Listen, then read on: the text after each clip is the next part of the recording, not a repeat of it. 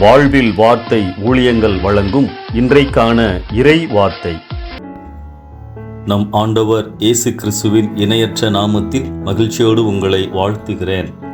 நம் விசுவாச வாழ்க்கைக்கு ஆதாரமாக இருப்பவைகள் ஆண்டவருடைய வார்த்தைகள் அடங்கிய வேத புத்தகம்தான். ஒவ்வொரு நாளும் நாம் அந்த வேத வார்த்தைகளை வாசிக்கும் போது, தியானிக்கும் போது, அந்த ஜீவனுள்ள வார்த்தைகள் மூலமாக ஆண்டவர் நம்மோடு பேசுகிறார், பலப்படுத்துகிறார், தரிசனங்களை கொடுக்கிறார், அதாவது தேவைகளை உணர்த்துகிறார். ஒவ்வொரு நாள் காலையிலும் வேதத்தை திறக்கும்போது எந்த மனநிலையோடு திறக்கிறோம்? நம் சூழ்நிலைக்கு ஏற்ப, நம் தேவைக்கு ஏற்ப ஆண்டவர் வசனங்களை தர வேண்டும். அதன் மூலம் நாம் உற்சாகமடைய வேண்டும். வேத புத்தகத்தை சந்திக்கும் போது நம் எதிர்பார்ப்பு என்ன?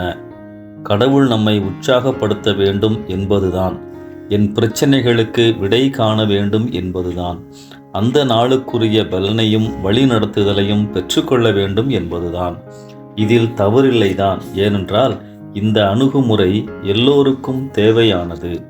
ஆனால் இப்படியே பழகிவிட்ட நாம் வேதம் நமக்கு உணர்த்துகின்ற இன்னொரு உண்மையை கவனிக்க மறந்து விடுகிறோம்.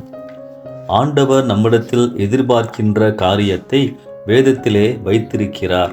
பல இடங்களில் நாம் அந்த உண்மையை தேடி கண்டுபிடித்து அறிந்து கொள்ள முடியும்.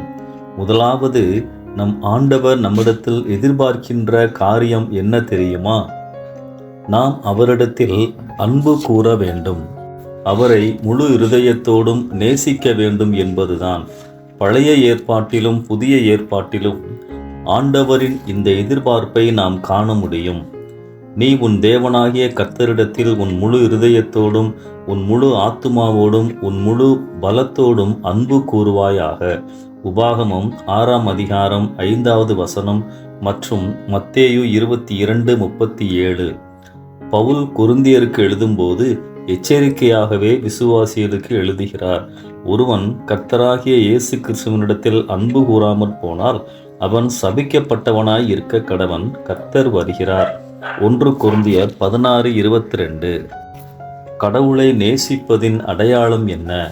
நாம் தேவனுடைய கற்பனைகளை கைக்கொள்வதே அவரிடத்தில் அன்பு கூறுவதாம். அவருடைய கற்பனைகள் பாரமானவைகளும் அல்ல. 1 யோவான் 5:3. நாம் அவருடைய கற்பனைகளின்படி நடப்பதே அன்பு. 2 யோவான் 1:6. இயேசு நம்மை நேசிப்பதை சிலுவையில் நமக்காக மரித்து நம்மேல் வைத்த அவரது அன்பை நிரூபித்தார். நாம் அவரின் வார்த்தைகளுக்கு கீழ்ப்படிந்து வாழ்தலே நாம் அவரை நேசிக்கிறேன் என்பதின் அடையாளம்.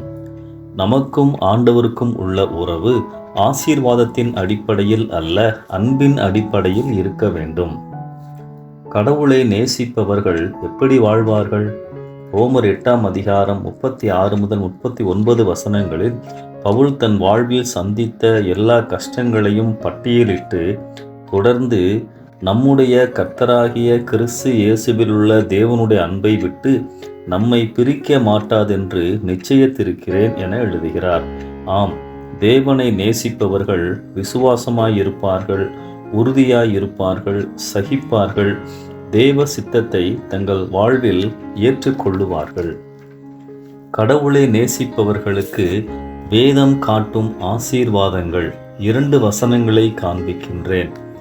என்னிடத்தில் அன்பு கூர்ந்து என் கற்பனைகளை கை கொள்ளுகிறவர்களுக்கோ 1000 தலைமுறை மட்டும் இரக்கம் செய்கிறவராய் இருக்கிறேன்.